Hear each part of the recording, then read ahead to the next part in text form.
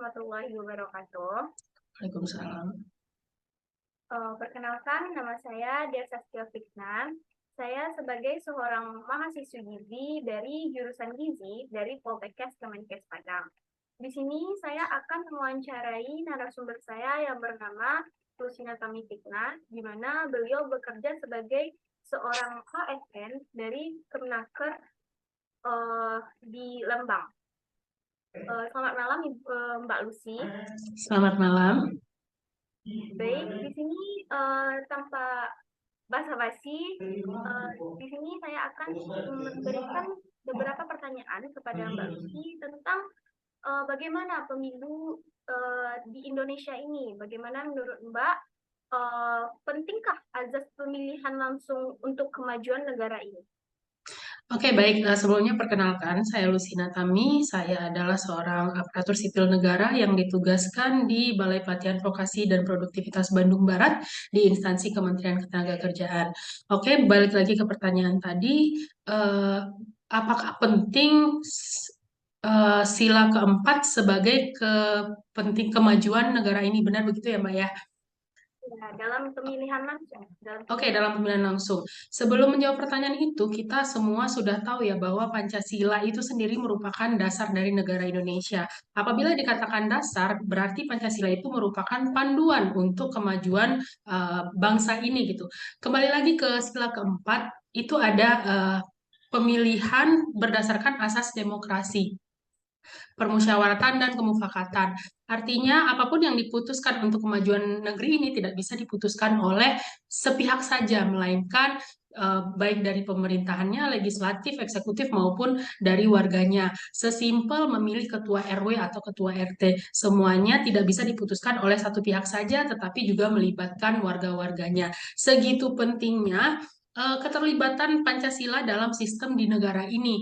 Nah, artinya ketika menjadi warga negara, kita juga memang terlibat dalam sistem demokrasi itu, bukan hanya sebagai penonton atau pengawas saja. Jadi menurut saya sangat penting ya Mbak untuk keterlibatan langsung dalam menjalankan sistem demokrasi ini. Ya, lalu menurut Mbak Lucy, apakah berjalan dengan baik pemilu kita yang terjadi di Indonesia ini? Apakah menurut Mbak pemilu itu berjalan sesuai berjurdil atau dengan seadil-adilnya? Menurut Mbak, apakah benar seperti itu? Oke, jadi perjalanan perpolitikan pemungutan suara di Indonesia ini sangat dinamis ya Mbak. Cuman saya yakin sebagai pemerintahan yang mengatur sistem ini semua, mengawasi juga pemerintahan dengan warga negaranya, tentu mempunyai evaluasi-evaluasi. Dahulu kita ingat ketika pemilihan pada era, saya lupa era presiden apa, tapi sempat waktu itu memilih anggota DPR RI itu melalui pemilihan langsung, pemilihan suara langsung itu pemilihan ketua DPR MPR RI kalau saya tidak salah. Mohon maaf, correct me if I'm wrong. Nah, jadi sewaktu itu yang diberikan hak suara adalah hanya anggota-anggota yang berada di sana. Sedangkan kesini-kesini semua orang berhak memilih siapapun yang mencalon untuk mewakili daerahnya. Katakan misalkan di Provinsi Jawa Barat ada 5 calon. Nah, kita berhak memilih atau eh, mengajukan nama yang kita rekomendasikan sebagai penyambung aspirasi untuk dibahas di dalam lingkup DPR MPR untuk kemajuan negeri ini. Begitu, Mbak. Jadi menurut saya semakin ke sini mungkin semuanya butuh apa sudah ada evaluasi bagaimana luber jurdil tadi bisa dijalankan sebagai semestinya. Terima kasih Mbak atas jawabannya. Lalu mungkin ini pertanyaan terakhir. Lalu bagaimana cara Mbak menyalurkan suara secara langsung untuk memilih wakil negara ini? Oke, jadi kalau untuk sekarang semuanya memang sudah sangat dipermudah. Katakanlah saya sebagai warga negara yang mempunyai KTP Jakarta, tapi saya berdomisili di Lembang, itu nanti kalau kasusnya seperti itu, case-nya seperti itu sangat mudah. Kita cukup datang ke KPU terdekat, mengurus yang namanya formulir A5. Sehingga ketika misalkan kita tidak berdomisili di KTP kita, di daerah KTP kita, kita tetap bisa menyalurkan suara kita demi kepentingan dan kemajuan negara ini, gitu, Mbak. Mbak, baik, terima kasih Mbak atas jawabannya yang sangat bermanfaat. Semoga dengan jawaban Mbak tersebut kita dapat mengerti bahwa pentingnya pemilu itu dan pentingnya pemilu berjalan sesuai dengan sila keempat secara demokrasi tanpa adanya suap menyuap dari belakang. Oke. Terima kasih Mbak atas waktunya. Selamat malam. Assalamualaikum warahmatullahi wabarakatuh. Waalaikumsalam. Assalamualaikum warahmatullahi wabarakatuh. Perkenalkan, nama saya Anastasia Sartika. Saya merupakan seorang mahasiswi tingkat 1 dari Poltekkes Kemenkes Negeri Padang jurusan Gizi. Baiklah, saya akan bertanya kepada Ibu tentang bagaimana menurut Ibu tentang demokrasi pemilihan langsung yang diterapkan selama ini. Apakah sudah tepat atau belum? Waalaikumsalam warahmatullahi wabarakatuh. Terima kasih atas pertanyaannya Ananda Anastasia Sartika.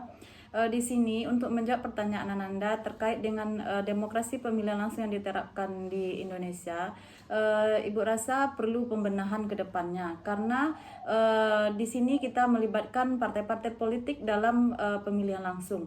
Jadi dengan adanya pemilihan langsung, adanya indikasi mengajak masyarakat untuk korupsi karena dalam pemilihan nanti si A yang ingin menduduki jabatan politis maka akan menggunakan segala cara untuk mendapatkan keinginannya. Jadi kita di negara Indonesia mungkin butuh pengkajian ulang lebih jauh bagaimana sistem yang harus kita terapkan di Indonesia ini. Baik, pertanyaan saya yang kedua. Menurut Ibu, apakah pemilihan itu sudah relevan dengan Pancasila sila keempat atau belum, Ibu? Kembali ke pertanyaan awal, sebenarnya relevan atau tidaknya tergantung masyarakat kita karena kita di negara bebas memilih siapa saja wakil masyarakat yang akan menduduki bangku di parlemen.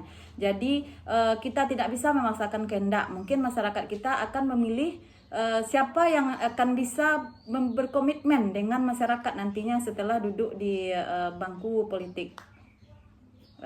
Sekian, terima kasih. Baik, sekian pertanyaan dari saya. Terima kasih atas waktunya Ibu. Saya sudahi wawancara ini dengan mengucapkan Alhamdulillah. Assalamualaikum warahmatullahi wabarakatuh. Selamat siang Kak, perkenalkan saya Cynthia dari Poltekkes Kemenkes Padang jurusan Gizi. Saya ada beberapa pertanyaan tentang pemilu. Menurut Kakak, apakah pemilu tahun kemarin sesuai dengan sila keempat atau tidak? Kalau menurut saya ya Kak, pemilu kemarin tuh udah sesuai sama sila keempat karena dalam pelaksanaannya pun dilakukan secara bersama-sama dan dalam pemilihannya pun nggak dibebaskan gitu, nggak dipaksa, jadi full murni pendapat pilihan sendiri tanpa ada paksaan.